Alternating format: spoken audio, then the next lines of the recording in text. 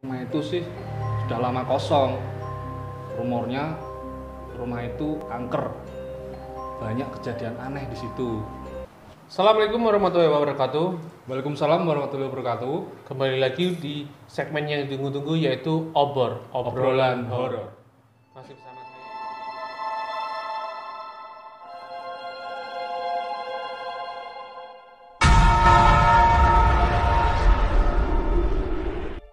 Masih bersama saya yaitu Rizky Ali dan teman saya yaitu Mas Yogi. Oi. Yoi.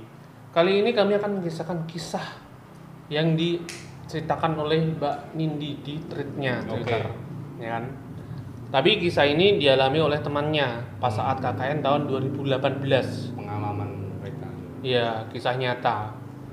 Sebelumnya kami sudah minta izin pada Mbak Nindi dengan user Twitternya yaitu @hellonindi. Nah, di sini kami akan menceritakan kisah pengalaman ini dengan obrolan versi anak warungan. Jangan lupa apabila kalian punya cerita-cerita horor bisa di-share ke kami lewat link yang ada di deskripsi di bawah ini. Jangan lupa juga siapkan amunisi kalian untuk menemani menonton video ini sampai habis. Pokoknya fokus ke video ini sampai habis. Jangan di skip, jangan di pause, jangan di close. Tonton sampai habis. Jangan lupa siapkan headset kalian agar Ini lebih terasa. horor. Tapi merinding loh, Mas. Iya. Neng headset ki efeknya krungu. Biar terasa. Oke, War, kita nyalakan obornya. Beberapa hari sebelum mulai KKN, mereka sekelompok ya kan disibukkan dengan berbagai kesibukan, Iya. ya kan, segala persiapannya. Salah satunya yaitu mencari rumah untuk KKN, rumah untuk tempat tinggal sementara saat KKN tersebut. Jumlah anggota kelompoknya cowok ada 8 dan ceweknya ada 12 dengan total 20. Singkat cerita, mereka keliling di desa itu dengan mencari tempat tinggal, rumah kontrakan Iya. yang cukup luas dan nyaman.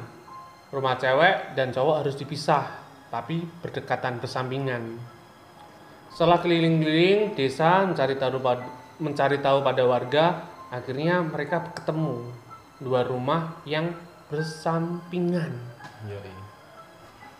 Hanya saja mereka merasa belum cocok karena rumah yang satunya kalau dari luar kelihatannya menyeramkan.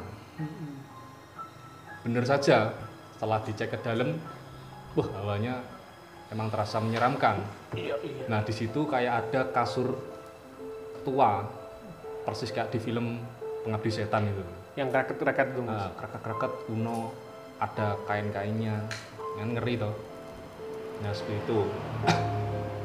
Setelah muter-muter, pas di rumah yang keempat mereka cari, akhirnya mereka nemu, wah rumah ini cocok, gede, nyaman, luas, ada wifi-nya, Murah pisan. murah. Akhirnya mereka cocok. Akhirnya mereka memutuskan untuk memilih rumah tersebut. Rumahnya besar, posisinya tepat pas di tikungan jalan raya, strategis. Nah, rumah yang cewek ada 1 lantai, dan rumah miliknya tepat di sebelah rumah tersebut. Nah, kebetulan rumah si pemilik rumah itu yang lantai 2-nya kosong. Nah, akhirnya yang lantai 2 tersebut ditinggali oleh yang teman-teman cowok.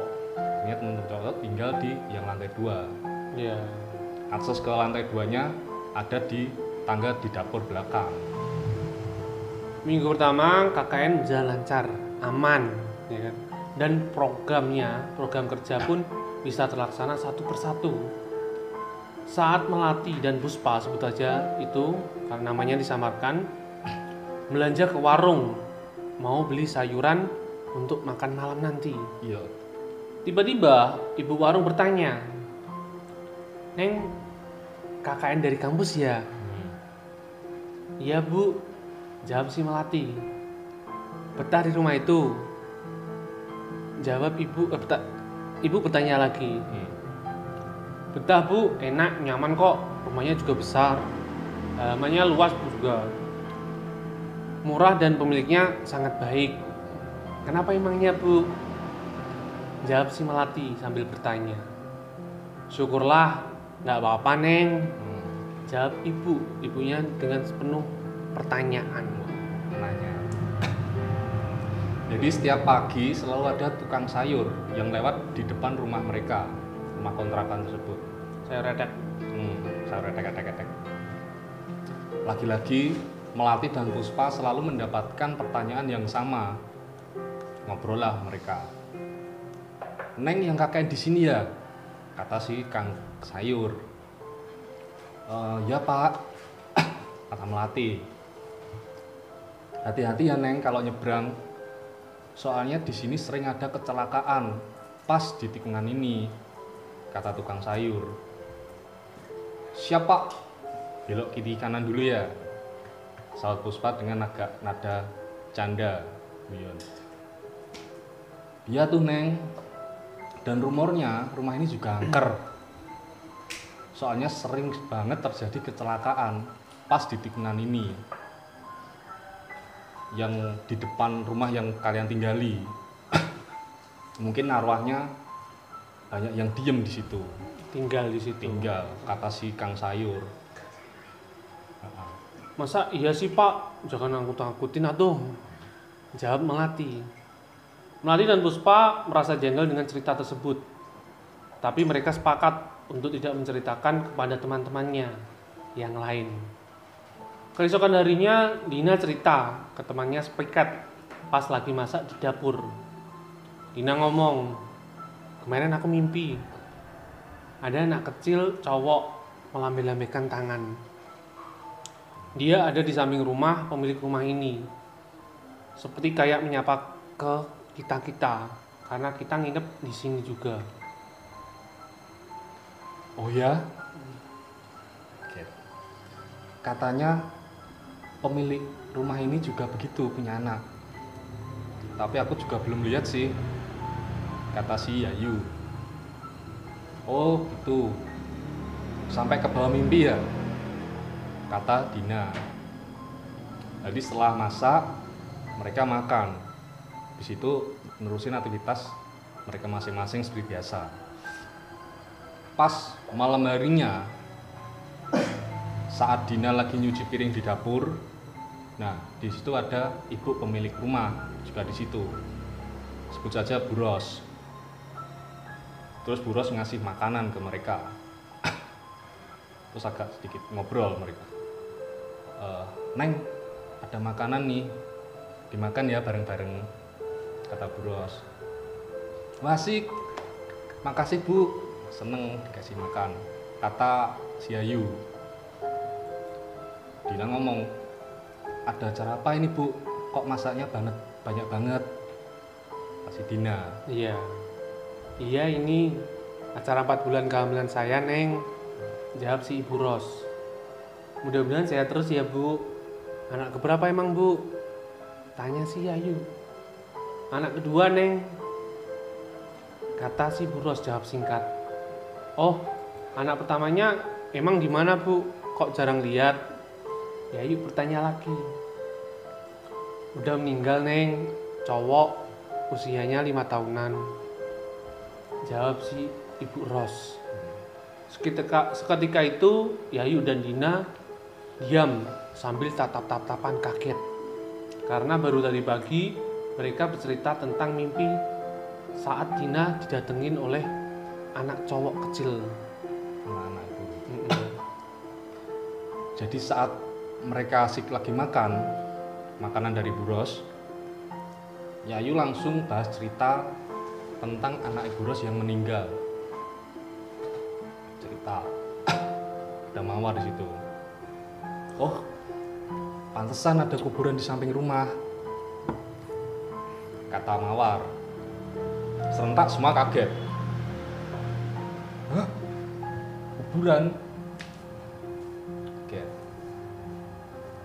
Pas keesokan harinya diceklah, ternyata bener di samping rumah ada kuburan. Pas di samping rumah ada kuburan. Nah, kemudian apa penasaran toh, Dina ngomong, oh ternyata anak kecil yang suka di mimpi itu mungkin anak buros.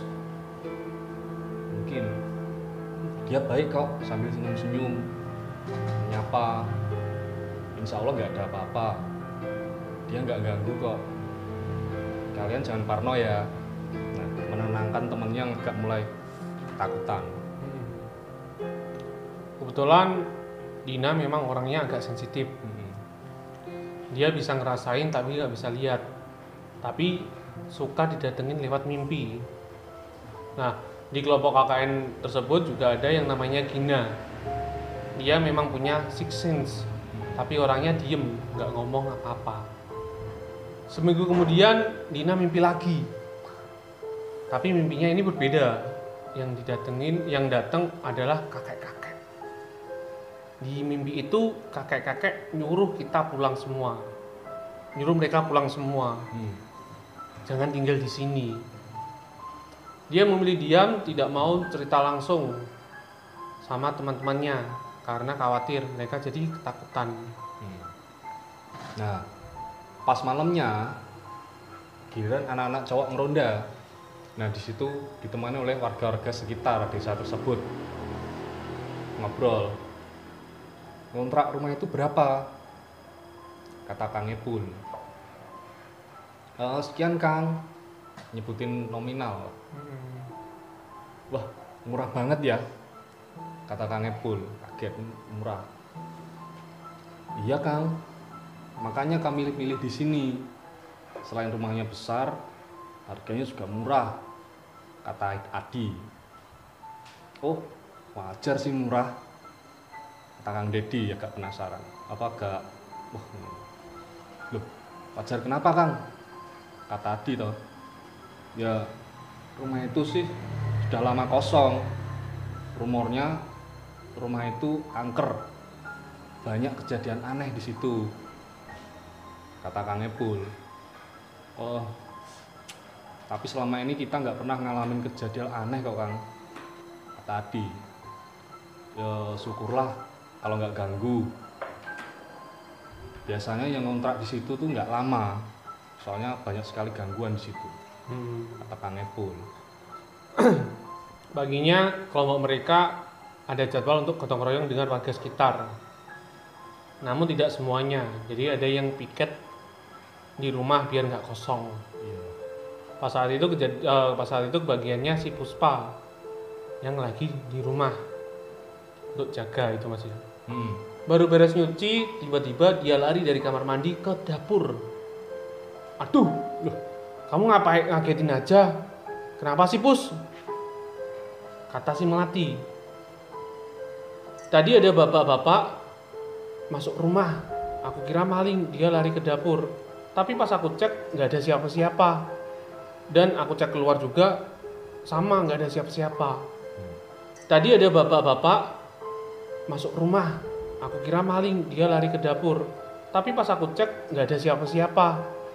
Dan aku cek keluar juga sama nggak ada siapa-siapa. Kebetulan dapur di rumah tersebut ada dua, satu di depan, satu di belakang. Nah, dapur yang di depan itu kayak ada nyambung langsung ke pintu samping menuju halaman rumah. Terus Mati ngomong, kamu nggak ada orang masuk kok. Orang dari tadi aku nonton TV di sini. Halo kamu Pus, nggak ada siapa-siapa selain kita bertiga, kata si Melati. Sorenya, Puspa cerita sama Dina dan Gina. Tadi pagi waktu sebagian gotong royong, ada kejadian aneh. Aku lihat bapak-bapak, dia masuk ke arah dapur. Nah, aku kira maling. Nah, pas aku kejar, gila nggak ada apa-apa, kata si Puspa. Oh, kakek-kakek itu ya? Emang ada, kata si Gina. Terus Puspa jawab, wait, maksudnya apa nih? Enggak. Nah, ini aku pernah mimpi didatengin kakek-kakek itu. dia nyuruh kita semua untuk pulang dari sini. Nah, aku baru sempat cerita ke kalian karena khawatir kalian takut tinggal di sini. Kan repot kan kalau kita harus cari rumah kontrakan lagi. Kata si Dina itu. Kata si dia. Terus Gina jawab, ya aku pun baru bisa cerita sekarang karena sebentar lagi KKN selesai. Sebenarnya aku udah beberapa kali lihat sosok kakek itu.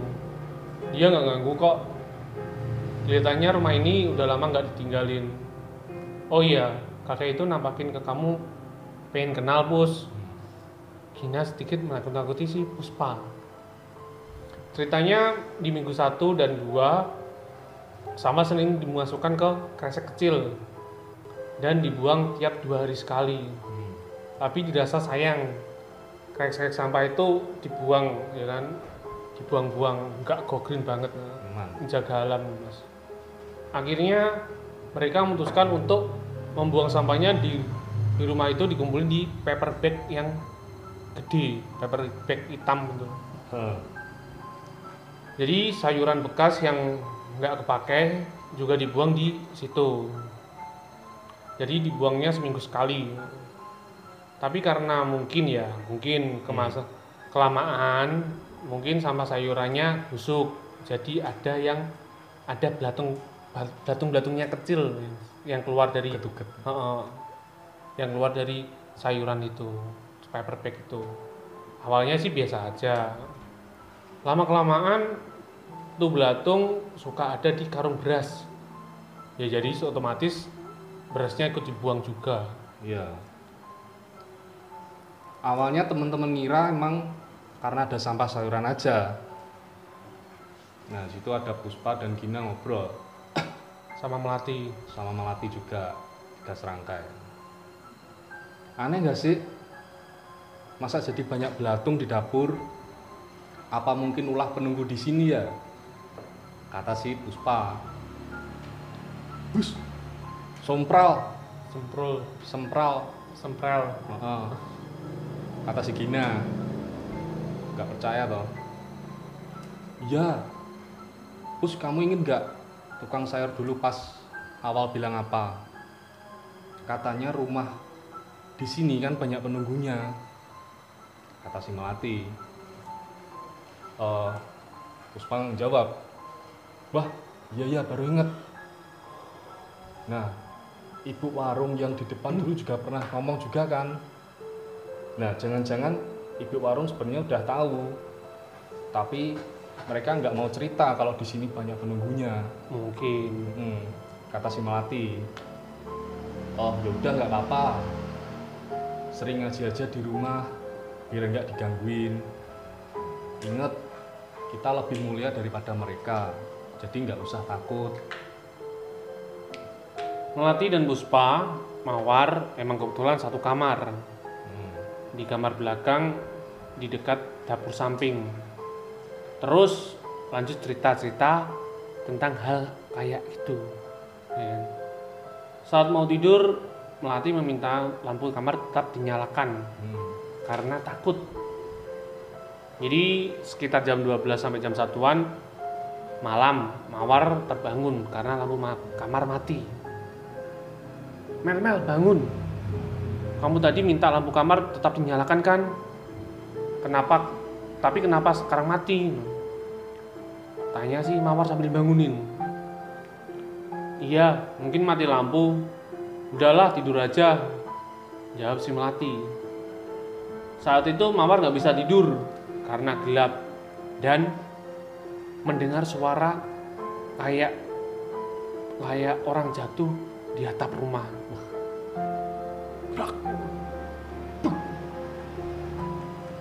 Mel bangun. Itu suara apa ya? Kayak ada sesuatu yang jatuh di atap, kata si Mawar. Mungkin tikus, kata si Melati. Jawab singkat karena mungkin ngantuk, Mas. Iya, ngantuk. Iya, efek ngantuk. Mawar tidur dengan sambil memeluk si Melati karena ketakutan. Nah, malam berikutnya masih di kamar tersebut. Mungkin sekitar jam 1. Nah, itu giliran Melati yang terganggu. Ketika yang lain udah tidur, Melati terbangun sendiri karena kaget. Dia mendengar seperti ada suara langkah kaki, kayak orang berlari kencang dari arah dapur menuju ke kamar.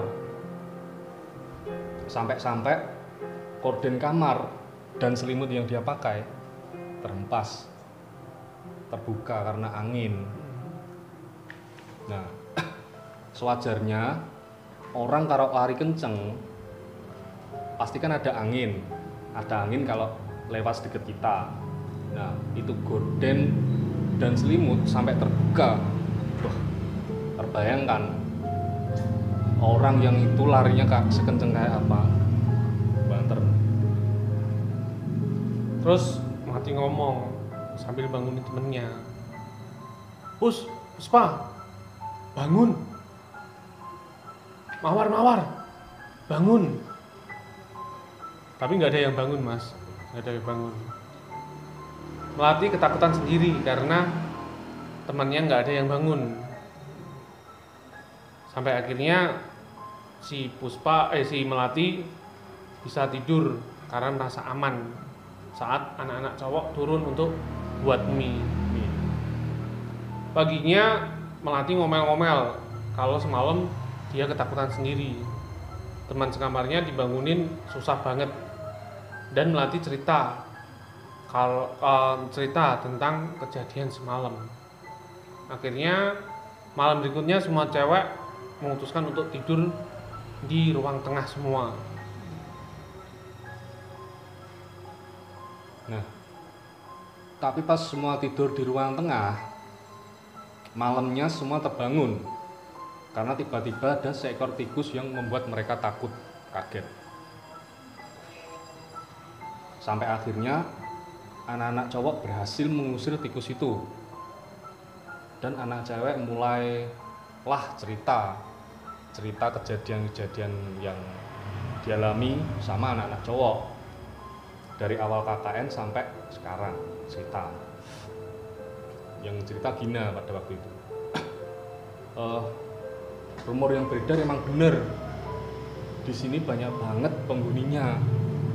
Tapi ada yang baik dan ada yang suka ganggu. Aku kira gangguan ini emang karena penghuni di sini nggak suka sama kita. Karena tiba-tiba ada di sini kita kan. Kita tinggal di sini tiba-tiba dan kita sering rame. Kita kan sering rapat dan nongkrong di sini, mungkin mereka terganggu. Terus Ahmad ngomong, kamu Gin, kenapa nggak bilang dari awal? Gina coba jelasin. Aku kan pas awal nyurvei dan nyari kontrakan nggak ikut, jadi nggak tahu. Baru tahu pas pertama kali KKN aja. Terus aku juga nggak mau kalian takut nanti susah lagi nyari kontrakan. Aku kira nggak bakal sampai gangguin kayak gini. Ya udah, mulai besok kita ngaji bareng-bareng di tengah rumah, kata si Ahmad. Puspa ngomong, sering kok kita ngaji tapi masing-masing Mat. Ya udah, ngajinya bareng-bareng tadarusan yasinan biar semuanya baik-baik saja. Jawab si Ahmad. Ya. Nah, si Adi ngomong, sekalian aja kita sholat maghrib dan isya berjamaah. Gak apa-apa yang cowok gak ke masjid dulu. Untuk saat ini biar semuanya kembali normal dulu. Dan akhirnya semua setuju. Akhirnya setelah mereka seling sholat berjamaah, ngaji, tadarusan rutin, nah kejadian-kejadian aneh yang mereka alami mulai berkurang. Dan mereka terbiasa kembali tidur di kamar sampai KKN pun selesai. Dan gangguan-gangguannya agak sedikit hilang. Jadi makhluk tak kasat mata emang ada di mana saja. Cuman ada yang baik dan ada juga yang suka mengganggu. Jadi di mana saja kita tinggal di apa? Diri kita menanggapinya. Jadi lebih baik selalu ingat kepada Allah, bahwa kita punya Allah, selalu ingat yang melindungi kita. Yang ingat Allah. Allah Subhanahu wa Allah taala. Subhanahu wa taala. Tinggal kita bagaimana menyikapinya. Iya. Iya, tapi sebenarnya KKN nih ya, Mas. KKN tanpa cerita horor itu kayak sayur tanpa garam. Iya sih. Berarti ada yang diceritakan. Seperti taman tak berbunga. Yo, tangan tak berbunga. Jadi kan seenggak-enggaknya KKN itu ada cerita yang horor biar ada adrenalinnya. Memacu jantung gitu loh, Mas. Jadi ada kesan yang diceritakan. Iya, pas KKN selesai. Ya kan? Jadi pas mau ke kamar mandi tuh pikiran mesti neko-neko. Duh, kira sopo ini. Yora, wah nek sing ngeti. Nah, iya. Padahal kancane dhewe. Cucuk kan sing ngerangkap nang tembok ngono to. Cecak. Biasanya ini. Iya, cecak, Mas. Cecak. Ya, itulah sekian cerita dari temannya Mbak Hello Nindi. Ya kan? Cerita KKN di Rumah Angger. Mbak Melati ya. Mbak Melati, Mbak Puspa, Mbak Mawar. Mbak Mawar. Itulah nama-nama bunga. Iya.